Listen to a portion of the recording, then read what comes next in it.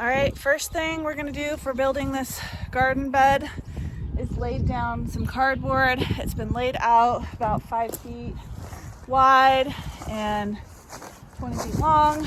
And so I'm essentially gonna just see how little money I can put into this new garden bed, as I spent a ton of money and time last year on my garden and had to move.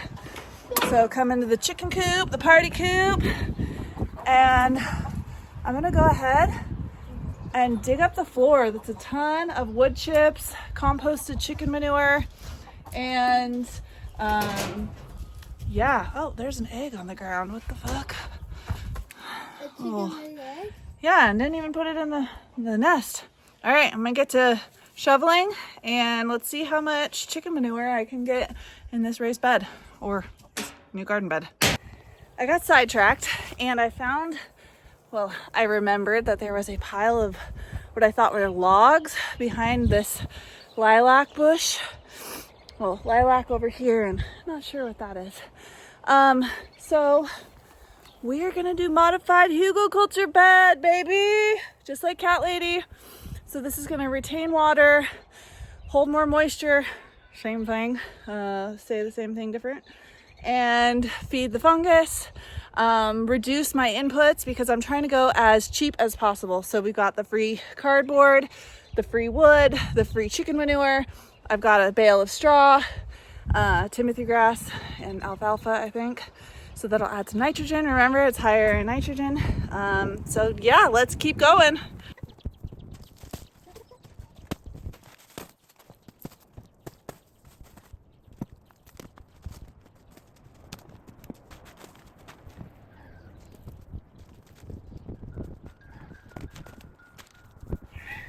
All right, so let's check in where I'm at with this Hugelkultur. So essentially we just did cardboard, and then over here is what you can see better, the bigger logs, and I need more sticks on this area, so that's why I haven't covered it more like this, smaller pieces. This is already decomposing. This is going to be amazing. There's mycelium all over this. There's actually like little mushrooms literally growing off of that. Can you see that? So we are making our way downtown to the garden bed that I was bummed because my truck's not running. I have to build a new bed. I don't have soil. I'm not really working much right now because I'm a full-time mom going through divorce. I need to remind myself that there is abundance everywhere. God has provided everything that we need. Mother Earth. Like a pot, even, he says. And so when I was kind of depressed about, I have to build a new garden bed, I don't have extra money, my truck's not working, how am I going to get soil from the soil yard? And then I found this pile of decomposing logs and compost, just not even that far. Literally, here's my raised bed, and where the wheelbarrow is, that's where the pile of logs and dirt that I'm just digging up and moving. So here we have it, 2026 free garden. I'm not putting $1 into this. Once I shovel more, cover the rest of this Hugelkultur mound, I will go get the chicken manure and composted wood chips out of the chicken coop, and then cover it with alfalfa orchard grass straw bale I have, and put some cover crop down before, and then water it in. All right, I gotta get back to shoveling up this Hugelkultur bed. This is all the soil, composted wood and soil that I moved from my yard. So tons of wheelbarrows full. This is kind of, I'll take you back here. It was behind these lilac bushes. So I just dug this out, and it was so rich in mycelium. I mean, look at this, just chunks. Super cool. So that is what my Hugelkultur raised bed is going to be made of. And my buddy AJ, if you haven't met AJ, go check out our bubble hash videos that we made together. He brought over some compost that he hadn't used yet. Hell yeah. So I'm gonna top it with that. And some of my favorite amendments that he bought per my request for his garden. He took my classes, Start Your Sun-Grown Garden Today and How to Grow Big Buds. I like big buds and I cannot lie. And these are some of the recommended products. So I will film us. I'll show you exactly what I'm adding, what amounts, what it does, and we're hopefully going to be planting today. Woo! All right, so we are adding rice hulls, which are really high in silica, but that's not really necessary when you're planting in native soil because silica is like the most abundant mineral in the Earth's crust. But it adds good aeration and helps water drainage and holding on to water and nutrients. So we're gonna just cover this with rice hulls, and I'm gonna start scooping out some amendments. We got neem meal, which is one of my favorites. You know they're discontinuing it? That's What? why I bought a 40-pound bag. What? What goes in here? Compost That's the tea? tea. That guy, screw him. Okay. You ready? Wow, so they're discontinuing neem meal. I love neem meal because it's a 612, so high in nitrogen, has a little bit of PK as well, but it smells so strongly of like Indian food, and because of this strong smell, it does repel insects. It also slows down their reproduction. And in fact, in Ayurvedic medicine, neem oil is ingested by men to slow their sperm as a natural male-focused birth control. So I used to measure, but we're just gonna go and sprinkle enough over the top of this.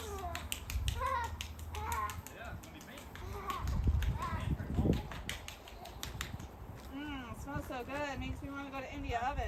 It reminds me of like a mesquite barbecue. Oh yeah, like an Indian barbecue. Ooh, it just hit me. Yeah, it smells bomb.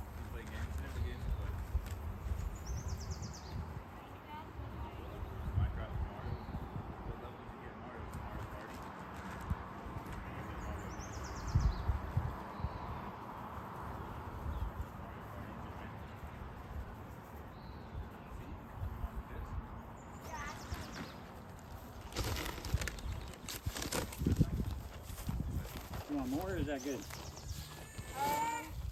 Want me to do another layer? Yeah. Okay. Yeah, you can't really put too much in.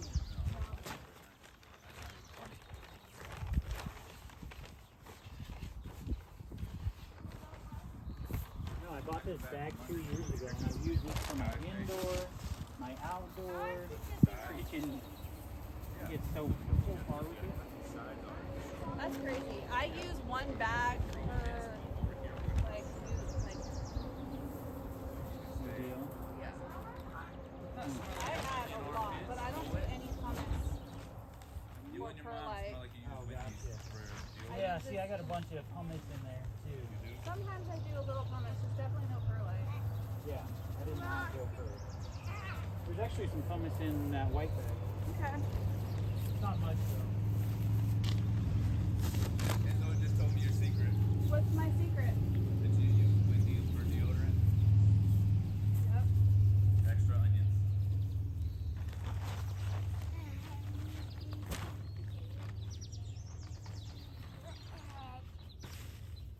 I woke up this morning and I was so proud of that closet.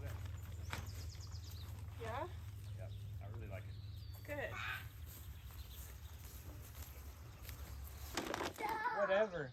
Oh, yeah, we can spread all of it. All right, I'm gonna spread the rest of this bag of malted barley. Malted barley is high in enzyme. It is the main ingredient in my immunity product, which will be continued soon when I have more time. Amylase, protease, phosphatases, so enzymes that convert carbohydrates into sugars, so it's really good for feeding your microbial community, feeding your fungus, and breaking down phosphorus, which can become bound in soil particles. And so having the phosphatases helps make it accessible. Oh, big old spider crawling at me. So we're just going to sprinkle the malted barley directly in the soil. I do make a tea out of malted barley, but this is a great way to just add some of those enzymes directly into your soil and feed the fungus. Sprinkling humic. All right, humic granulars, but you're also going to increase availability of nutrients, specifically metal, ions. They form bonds with metals that can then either become available or unavailable to the plant. It gives the plant the choice. So like heavy metals will be passivated when there's humic acid. I actually have a shitload of biochar too. I should probably sprinkle some biochar. Oh yeah. You got any more of your immunity? I'm not gonna do it. I was just seeing if you had some of it ready. No, I need to order. My dad took his cement mixer when I moved, and then also the. I need to order fulvic acid and grind more barley. No, I'll take a little break. Let me know when you do.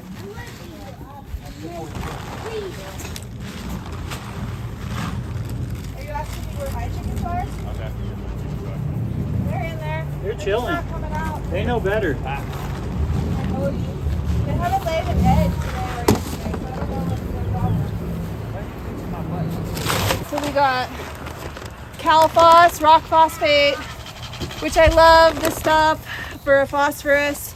I'm kind of anti-bat guano and seabird guano for phosphorus because it destroys habitats. Whereas this, I mean, yeah, it's mining too, but bat and bird guano is actively mined from nesting sites and disturbs. Whereas this is like a rock, typically mined from Utah. It has a lot of calcium in it as well. So that's what we're gonna add. That's what I use.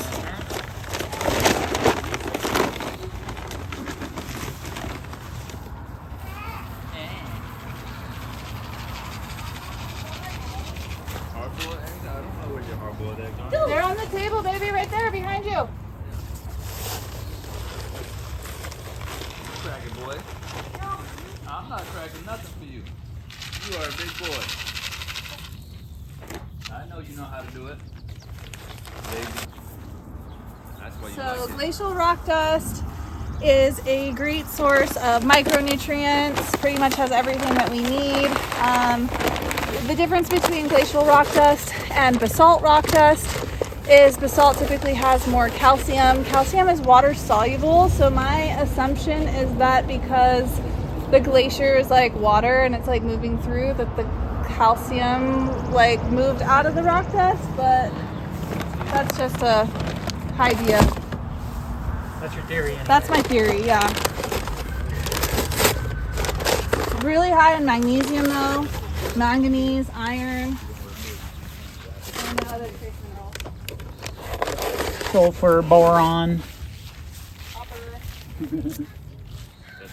There's boogers. That's why you like them. That's why you eat your boogers. It reminds you of your eggs. To eat Yeah, I know. You eat them. boogers. Ew. Don't put it on me. Why? No. All right, and now we're gonna just rake this in, water it again. I almost want to water it before raking, just so it doesn't Fluff out. like kick up in our faces. But let's see, because we did not wear PPE. That's not. We can do it. That's minimal. Where's my rake? Right there. We got the same rakes. Meet you in the middle. Yeah. So what is this? How deep do you go? Mix it in. I typically just mix it in the first couple inches. Okay. Yep. We don't need to go too deep because there's a lot of sticks. Right.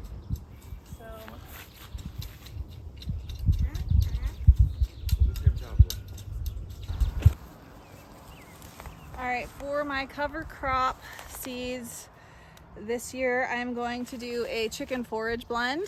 So it's got white clover, strawberry clover, Japanese millet, alfalfa, red clover, rye grain, annual rye, common flax, buckwheat, more rye, a couple other ryes, and I'm just gonna let this go. We're just gonna be covering the top of this mound, scattered around. I'm also gonna do daikon radish, fenugreek, and then plant my other veggies directly in there as well. It's gonna be a chaos garden.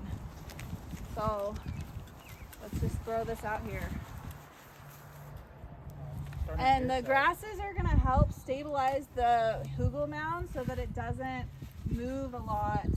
So I'm literally just gonna cover it with it. Is your hose on? Yep. Okay.